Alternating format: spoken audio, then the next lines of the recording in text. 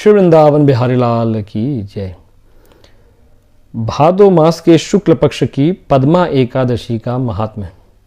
धर्मराज युधिष्ठिर ने पूछा भगवान श्री कृष्ण से, हे मधुसूदन, भादो मास के शुक्ल पक्ष में कौन सी एकादशी होती है? तब भगवान श्री कृष्ण बोले, राजन, भादो मास के शुक्ल पक्ष में पद्मा नामक एकादशी होती है। इसकी कथा मैं सुनाता हूँ। देखिए, सूर्यवंश में मानधाता नाम के राजा हुए हैं जो बड़े प्रतापी नरेश थे। एक समय की बात है, उस राजा के नगर में 3 वर्षों तक बरसात नहीं हुई। तो जल के बिना जब अन्न की सृष्टि नहीं हो पाई, अर्थात कहीं अन्न हो ही नहीं पाया, तो प्रजा अपने राजा मानधाता के पास जाकर यह प्रश्न करी कि हे प्रभु, हमारे यहाँ अकाल पड़ गया है, अब यह अकाल कैसे बदलेगा? तो राजा मानधाता अपने नगर से निकलकर उस गहन वन में गए, जिस वन में बड़े बड़े ऋषि मुनि महातपस्वी तपस्या करने में लगे रहते थे। वहाँ जाकर राजा ने ब्रह्मा जी के पुत्र अंगिरा ऋषि का दर्शन किया और उनसे अपने प्रजा का कष्ट के वृत्तांत का वर्णन किया।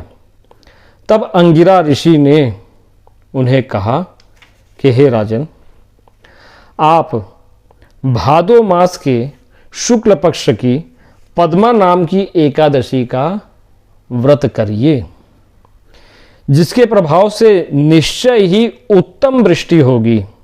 नरेश, तुम अपनी प्रजा और परिजनों के साथ इसका व्रत करो। ऋषि का यह वचन सुनकर राजा अपने घर लौट आए। उन्होंने चारों वर्णों की समस्त प्रजाओं के साथ भादों के शुक्ल पक्ष की पद्मा एकादशी का व्रत किया। इस प्रकार व्रत करने पर मेघ पानी बरसाने लगे, पृथ्वी जल से आप्लावित हो गई और हरी भरी खेती से सुशोभित होने लगी। उस व्रत के प्रभाव से सब लोग सुखी हो गए।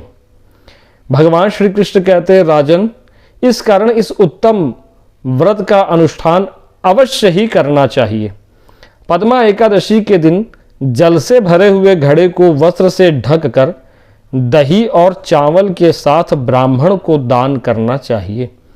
साथ ही छाता और जूता भी देना चाहिए और दान करते समय यह मंत्र पढ़ना चाहिए, नमो नमस्ते गोविंद बुध श्रवण संज्ञक अघौग संक्षयम कृत्वा सर्व सौख्य प्रदो भव भुक्ति मुक्ति प्रदशैव लोकानाम सुखदायक। अर्थात, हे बुद्ध श्रवण नाम धारण करने वाले भगवान गोविंद, आपको मेरा नमस्कार है, नमस्कार है। मेरी पाप राशि का नाश करके आप मुझे सब प्रकार के सुख प्रदान करें। आप पुण्यात्मा जनों को भोग और मोक्ष प्रदान करने वाले तथा सुखदायक हैं।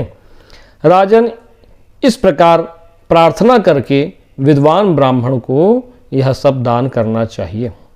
इस प्रकार जो नर नारी इस एकादशी के महात्म को पढ़ेंगे अथवा सुनेंगे, वे सारे पापों से मुक्त होकर इस लोक के सुख को भोग कर अंत में स्वर्गीय सुखों को भोगने के पश्चात भगवत धाम के अधिकारी हो जाएंगे। बोलिए श्री वृंदावन बिहारी लाल की जय।